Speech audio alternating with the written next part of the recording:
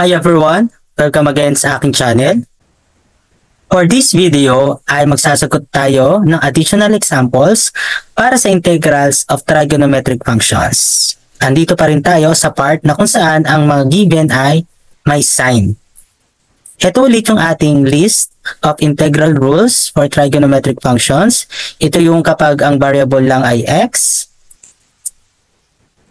Then ito naman yung ating integral rules kapag ang given natin is other than x na pwede siyang substitution ng u and du.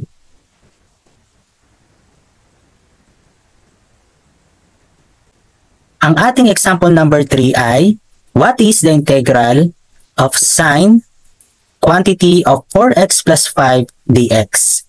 Kung i-analyze natin yung given natin, ang given natin ay pwedeng in the form of sine u du, kasi yung 4x plus 5 ay magiging u, at ang kanyang derivative ay 4dx which is related sa dx.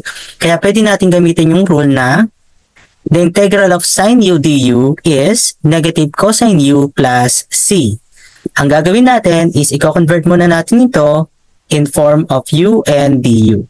We're going to let 4x plus 5 as u.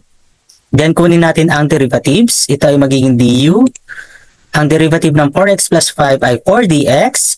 I-divide natin both sides by 4. Kaya ang dx natin ay 1 over 4 du.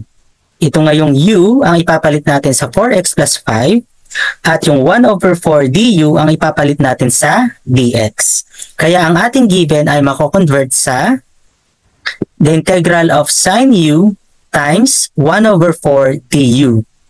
Yung 1/4 ay ilalabas natin as coefficient ng buong integral, kaya ito ay mako-convert pa sa 1 over 4 times the integral of sine u du, na kung saan nasa format na siya ng ating rule. Pag in-apply natin yung rule, ang magiging sagot ay 1 over 4 times negative cosine u plus c. I-simplify lang natin, yung 1/4 i-multiply natin sa cosine, then ilalabas natin yung negative sign. Kaya ang answer ay negative 1 over 4 cosine u plus c. But then, yung ating letter u ay ibabalik natin sa original value niya, which is 4x plus 5.